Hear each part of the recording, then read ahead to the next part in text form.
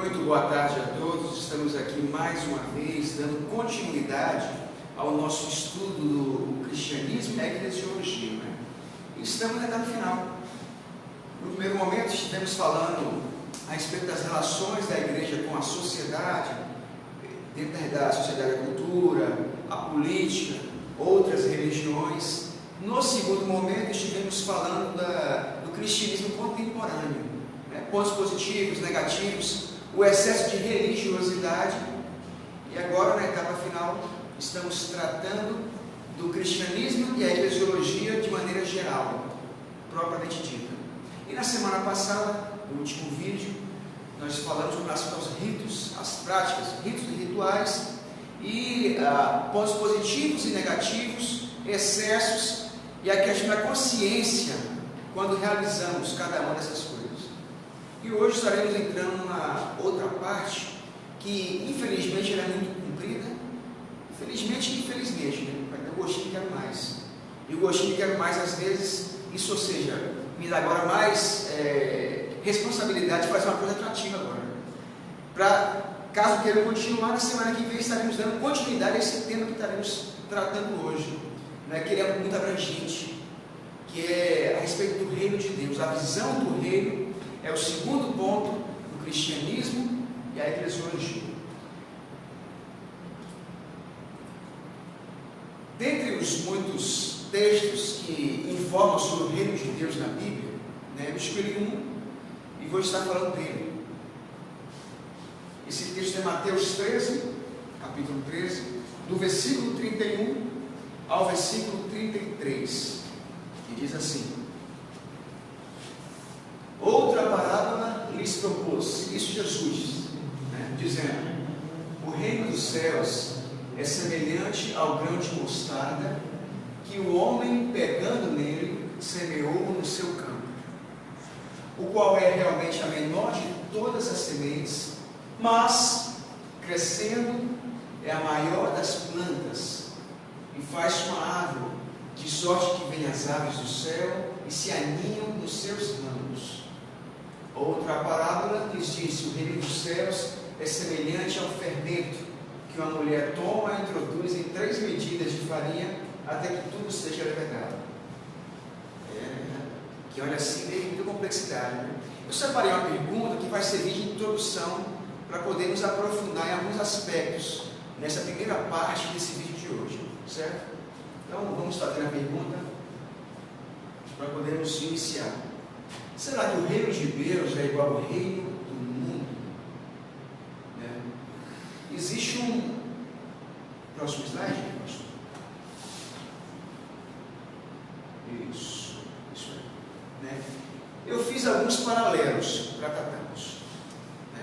E o primeiro deles está aqui em cima. De maneira geral, o reino do mundo e o reino de Deus. Para quem não sabe, são paralelos, tá? Quando falamos no reino do mundo, quando vemos o rei, uma das maneiras que um rei tem de demonstrar poder é quando você vê um gigantesco exército de soldados muito poderosos, muito grandes, e não só em termos de quantidade de soldados ali, para demonstrar poder. Aí você entra na questão do arsenal, de armaduras, de armas que podem ser muito perigosas, né? Se tiver um confronto geral. Hoje em dia nós temos bombas nucleares, né? Então, quem tiver isso em mãos, meu irmão, a maneira que intimida a nação que vai desafiar uma nação dessa de uma coisa grande. Então, o armamento, né, e a mão de obra com relação a guerrear, no caso os soldados, contam muito no que representa poder para um reinado, né? Um outro aspecto que podemos chamar a atenção com relação a isso é a extensão, né? Quando nós abrimos nosso livro de história, nós visualizamos vários impérios, e cada vez mais vimos impérios que foram crescendo, aproveitando o império daquele que foi já derrotado por eles, aproveitaram o que aqueles antigos povos tinham conquistado já e expandiram ainda mais. E foi assim, foi crescendo. O Império Romano foi gigantesco, o Império Mongol foi bastante grande também. Creio eu que foram os dois maiores, né, nesse sentido. E quando olha assim, fala: não, esses são grandes reinos, são muito poderosos, porque tem uma expansão muito grande, muito diversa. Só que quando você pega a parábola de Jesus e a proposta dele, nós vemos que tem muita diferença. Um grão de mostarda é a menor das sementes, mas quando cresce é a maior das plantas. Não é? O que quer dizer isso? Muito complexo. A gente vai estar conversando um pouquinho sobre isso. Algumas hipóteses de alguns teólogos sobre a ideia do que significa esse simbolismo. Mas a princípio, quando falamos do reino de Deus e do reino do mundo, não temos como deixar de falar do mundo e deixar de falar das coisas celestiais. Não tem como você deixar de fazer isso. E nós vemos isso quando o mundo, ele propaga a ideia de você tem que seguir o seu coração. Feliz é aquele que segue o seu coração, que não segura os seus sentimentos, mas que os liberta. Não é? Mas quando nós vemos a Bíblia, ela dá um outro sentido com relação a você cuidar do seu coração, que você não deve seguir, porque o coração ele é enganoso, é diferente. O mundo lhe dá a ideia que você tem que se entregar quando precisa se vingar. E quando nós assistimos hoje alguns filmes, novelas, séries, nós vemos uma ideia muito bem fundamentada nisso, porque em média o protagonista ele é atingido no princípio, é injustiçado, então ele prepara um grande plano de vingança, seja meramente ele mesmo se infiltrar no lugar e sair acabando com tudo, ou ele preparar como vai derrotar a pessoa que conseguiu derrubá-lo. Ele vai lá, prepara, faz todo aquele processo para depois realizar. E essa é a maneira que o mundo prega sobre em relação à vingança. A Bíblia fala o quê? De ferir uma face, da outra face. Você foi prejudicado? Perdoe 70 vezes 7. Então, irmão, é um dualismo muito grande das ideias celestiais, daquilo que é a vontade de Deus e daquilo que é a coisa comum com relação ao mundo, né? Então tem muita diversidade quando comparado.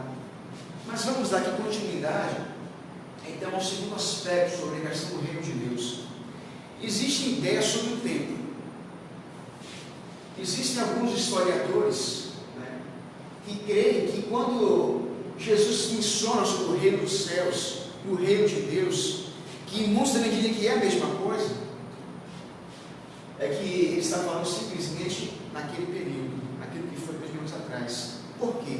Porque existia um interesse muito grande de Deus estabelecer o seu reino, e a partir daquele princípio, depois que a mensagem principal de Jesus, segundo esses historiadores, a mensagem de que falar da paz, falar do amor, de respeitar, fosse já mais concretizada na visão da sociedade, então com o tempo aquilo que era reino já se perdeu, porque a ideia já foi plantada na sociedade e foi desenvolvida com a história. Qual é a ideia? Essas ideias de amar o próximo, de respeitar aquele que vem de fora e tal. Então existem historiadores que têm essa linha, que o reino de Deus ele serviu para aquele tempo, não é? Se está certo ou errado, isso é uma outra questão. Eu vou estar aqui mostrando os dados, certo, irmãos? Que realmente isso é muito complexo para o cristianismo que nós vemos hoje, né? O presente, aí entra jamais uma ideia que possa ser a sua, a ideia de que realmente Deus estabeleceu ali o reino de Deus, mas até hoje nós estamos vivendo isso, que é a vontade dele, não é? São pessoas separadas que estão hoje e vão estar amanhã também pregando essa verdade única do Evangelho, não é? Então essa é uma segunda linha. O reino de Deus não foi, ele é, ele será. E tem uma outra ideia também, que é uma ideia meio futurística, é uma ideia do porvir. Em quais sentidos? Que o reino de Deus, o reino dos céus, ele vai ser estabelecido quando Cristo vier para a terra, né? E aqui estabelecer, separar já aqueles que vai querer que faça parte do reino dele, ou, em outros casos, será no céu. Assim, quando todos já estiverem não mais essa matéria, mas vivemos em espírito, estivemos naquele contexto todo que vai ser o céu. Então o reino dos céus é aquele, e não esse. Porém, tem textos bíblicos que realmente dão uma ideia clara de que o reino realmente começa aqui, não é? Porém, isso aí é uma outra coisa.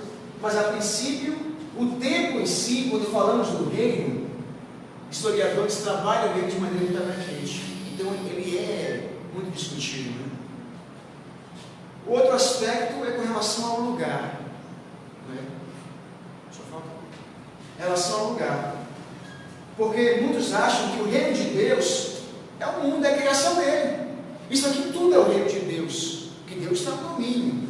Né? De alguma maneira ele está no domínio, está no controle. Então o mundo todo faz parte do reino dele. Só que existe uma outra linha do cristianismo que ela é muito mais reservada. Ela crê que são aqueles separados. A igreja é uma representação do que significa o reino de Deus. Né? Uma linha assim, por quê? Porque a igreja transmite a mensagem real que Jesus Cristo realmente passou quando esteve aqui. Então a igreja seria esse reino, seria essa manifestação exata do reino de Deus aqui na terra. E voltando também semelhantemente à ideia do tempo, né, do lugar, o reino de Deus realmente só vai ser no céu. Só quando deixarmos aqui, vamos estar naquilo que está no total controle do Pai, que será no céu. E o quarto ponto, e o quarto aspecto para podermos colocar de maneira paralela, está aqui, é a visão. Nós percebemos que pelo texto houve um crescimento no reino. Ele começa como uma semente pequena, mas depois ele cresce.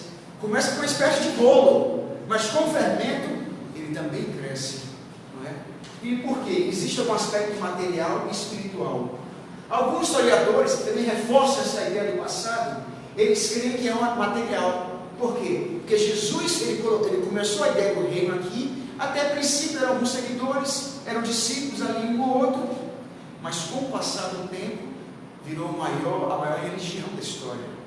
Então, essa mensagem foi bastante grande.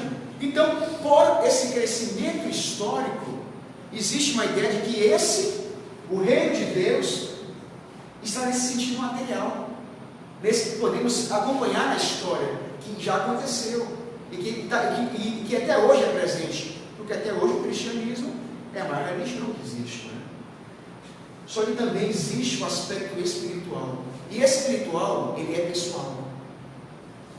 Porque por mais que você hoje, aceite e pareça ser uma coisa pequena, quando você faz parte desse reino de Deus, não é?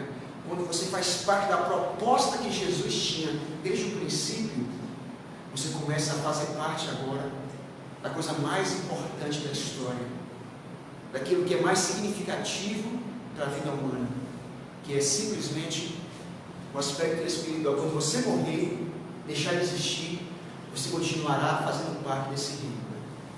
Eu tinha como intenção também mostrar um outro ponto, mas realmente é muita coisa para conversar. Né? Mas na semana que vem, vamos dar continuidade ao reino de Deus, e vamos ter 3 perguntas que, com fé em Deus, vamos responder todas elas na semana que vem, que é: qual a mensagem desse reino? Então fica aí, já aqui o texto, e na semana que vem vamos dar continuidade a esse estudo. Então, tenham todos uma ótima semana e até lá.